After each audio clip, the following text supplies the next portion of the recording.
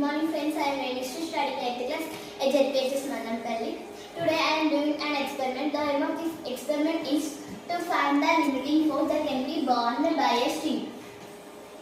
Materials used for this: spring balance, weights, light strings are of 10 cm length. Now the procedure is: arrange the spring balance to the vertical stand, put some small weights like 50 grams to the weights hanger. I note the readings. The reading is, I noticed that 50 grams 50 newtons.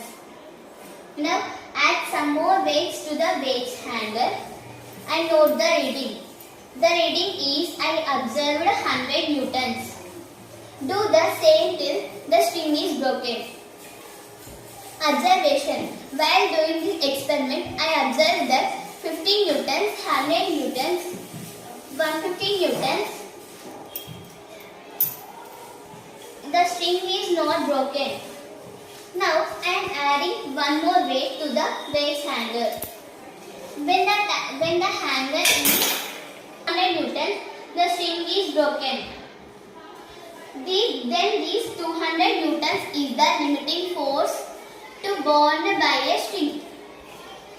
Result: this string can hold up to a certain limit of time. This is called a